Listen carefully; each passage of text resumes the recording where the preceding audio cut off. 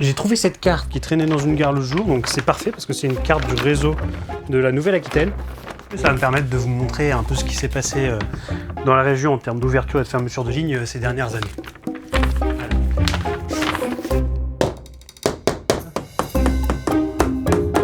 Un feutre.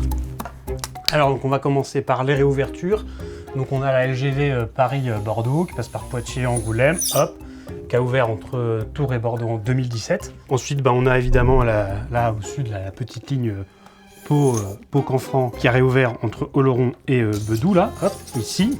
Donc ça c'est super. Bon, il y a évidemment la future LGV Bordeaux-Toulouse, hein, dont la région compte mettre 1,5 milliard d'euros dessus. Les fermetures, ça se passe plutôt de ce côté-là.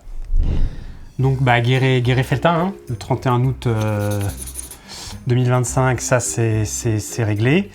Limoges-Angoulême, évidemment, Limoges-Angoulême, donc entre Saya et Angoulême.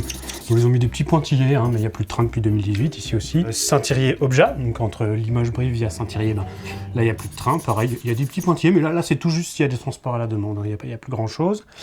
Ça c'est ce qui est sur la carte. Après, il y avait jusqu'en 2008 une ligne Montluçon qui passait par Évaux-les-Bains jusqu'à Égurande, hein, gare d'Égurande, qui n'est même pas sur la carte puisqu'elle est fermée depuis longtemps. Et par rapport à la gare d'Égurande, tout ce qui allait vers Clermont, là, par ici, là, c'est fermé, il n'y a plus rien. Il n'y a plus rien là, il n'y a plus rien là, il n'y a plus rien. Ça, pour remercier Laurent Wauquiez, c'est lui, ça, qui n'a pas voulu. Donc globalement, par là, on se met assez bien. Hein.